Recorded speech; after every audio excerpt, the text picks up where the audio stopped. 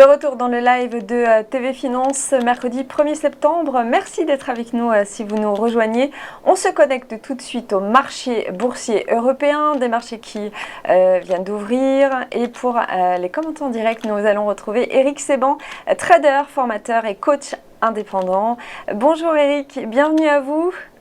Bonjour Karine. Merci d'être avec nous pour nous raconter ce début de séance. Alors le mois d'août avait été assez calme pour le DAX.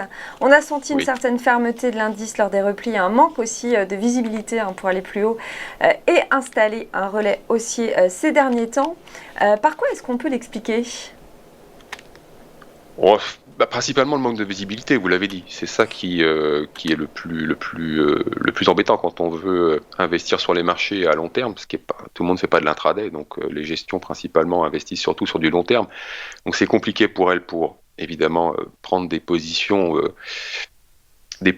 d'intérêt, des positions de conviction, parce que la plupart du temps, ces gestions, et depuis déjà des mois, elles investissent surtout sur la contrainte. Elles sont tenues d'investir les liquidités. Donc pas de visibilité, un marché qui monte, on ne peut pas non plus rater toute la hausse, la nécessité d'investir. Alors tout ça, ça fait qu'en effet, on est contraint d'investir, même si on peut avoir quelques convictions, mais en tout cas, on ne peut pas optimiser ses interventions dans des marchés comme cela, parce que justement, les retracements, comme vous l'avez dit, sont immédiatement gommés. Ça fait des mois que ça dure, on voit bien que les acheteurs ne sont pas du tout vulnérables lorsque ça baisse. Bon voilà, ça s'arrête et puis ça repart aussi sec. Alors justement, ça repart tellement vite que justement les gestions n'ont pas le temps d'intervenir. Ça va trop vite. Donc depuis des mois, elles sont surtout positionnées sur les ETF pour essayer de coller et puis faire face à leurs contraintes d'investir. Dans les achats de contraintes, vous avez aussi les vendeurs qui sur les points hauts essayent justement de profiter de retracements, de replis. On voit bien justement qu'en effet, les retracements n'ont pas lieu. Ils sont très très rapides quand il y en a. Et puis d'ailleurs, je vous ai joint un graphique en données semaines, parce que sur le daily, on voit pas grand-chose. En tout cas, on voit pas qu'il ne se passe pas grand-chose. Sur le semaine, vous le voyez bien, ça fait 3 mois que le DAX évolue dans un range. Alors, il en est sorti au mois d'août, mais depuis 3 mois, il restait contenu dans ce range. Donc, cette sortie par le haut, c'est une nouvelle extension. Eh bien, c'est pas une extension qu'on peut considérer comme étant une extension de conviction. C'est encore une fois un mélange de contraintes d'acheteurs qui n'ont pas de visibilité et ainsi de suite, et puis de vendeurs à découvert qui jouaient la baisse et la baisse qui s'est pas produite. Donc à chaque fois, on a cette montée en palier, qui n'est pas malsaine, au contraire, c'est plutôt mieux que de monter en ligne droite. Les replis sont très vite gommés. Bon, il en faut aussi, et on voit que justement la tendance s'installe, perdure, et que de tout ça, on arrive à conclure finalement que voilà, les acheteurs sont protégés, mais ça on le sait depuis des mois, donc pas de vulnérabilité. Les vendeurs n'insistent pas, bon, ça se comprend. On a des achats contraints, on a un marché qui finalement reste assez poussif. Ça monte, ça accélère un petit peu, ça latéralise, ça reprend. Là, pour le moment, en tout cas, on peut considérer que compte tenu, alors ça monte ce matin, ça repart à la hausse, après avoir baissé hier, bon, tout ça n'a pas tellement d'intérêt. Tout ce qu'on peut regarder, c'est sûrement sur ce graphique en données hebdomadaires. Vous voyez très bien que la volatilité s'est beaucoup réduite depuis 15 jours, et si ça continue comme ça jusqu'à lundi, ça fera 3 semaines.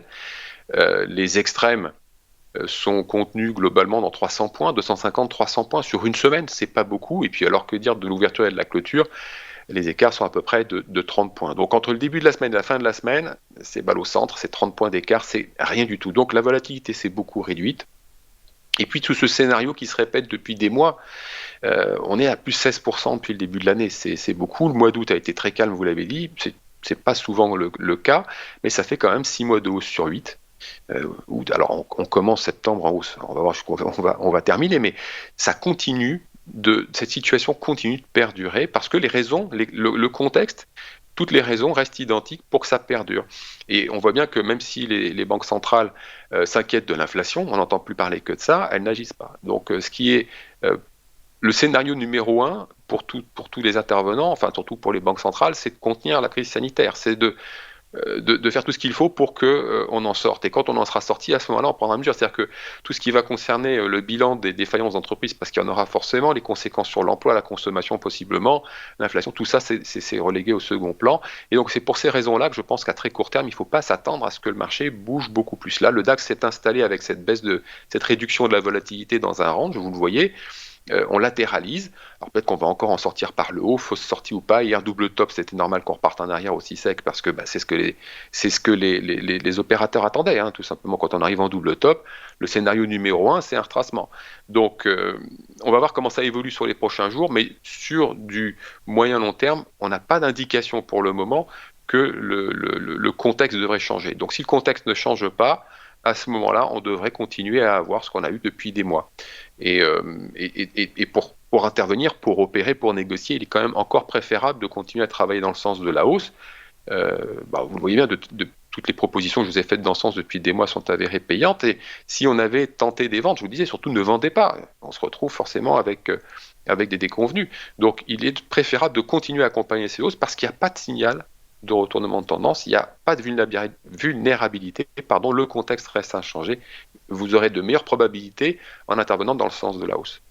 Merci Eric, merci pour cette analyse en direct et ce premier point sur le DAX et les marchés pour savoir quelles sont aussi les stratégies, les tendances à adopter, comment se positionner. On marque une nouvelle courte pause et on poursuit ce live en direct, comme son nom l'indique, avec nos market movers, ces 3 valeurs à suivre. À tout de suite.